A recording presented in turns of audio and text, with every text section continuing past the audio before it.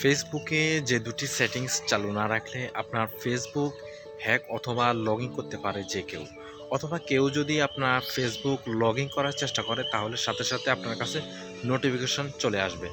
তো চলুন আজকে এই ভিডিওতে দেখিয়ে দিব সেই দুটি সেটিংস কি।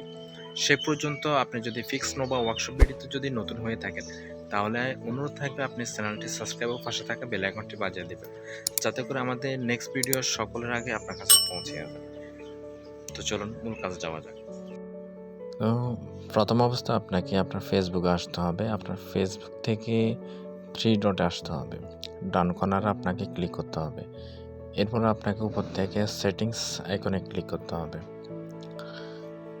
সেটিংস অপশনে আসার পরে আপনাকে এখান থেকে খুঁজে বের করতে হবে অ্যাকাউন্ট সেন্টার। একদম উপরেই লেখা আছে অ্যাকাউন্ট সেন্টার, এখানে আসবেন। এখান থেকে আপনাকে খুঁজে বের করে নিতে হবে পাসওয়ার্ড অ্যান্ড সিকিউরিটি। এই যে উপর দিয়ে লেখা আছে, এখানে ক্লিক করার পর আপনাকে একদম নিচে স্ক্রল করে আসতে হবে। নিচে এখানে আসতে হবে সিকিউরিটি অ্যালার্টস।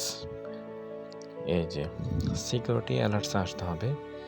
এখানে আসার পরে সাধারণত আমার এই দুটা সেটিংস এনাবল করা আছে, আমি এগুলো পূর্ব থেকে এনাবল করে রাখছি। তো এই দুটা সেটিংস আপনার যদি এভাবে থাকে, আপনি যারা না তাদের বন্ধ থাকে আর কি। তো আপনি সাধারণত এগুলো চালু করে দেবেন। এগুলো চালু করে দেওয়ার ফলে কেউ আপনার ফোনে হ্যাক অথবা লগ ইন করার চেষ্টা করলে আপনার ফোনে নোটিফিকেশন চলে আসবে। তো আশা করি বুঝতে পারছেন। তো গাইস, আজকের মতো এইটুকু ভিডিওটা দ্বারা যদি একটু হলেও উপকৃত পেয়ে থাকেন তাহলে লাইক ও কমেন্ট করে জানাতে পারেন ভিডিওটা কেমন হয়েছে। তো এতক্ষণ পাশে থাকার জন্য আপনাকে অসংখ্য ধন্যবাদ। দেখা হচ্ছে নেক্সট কোনো ভিডিওতে।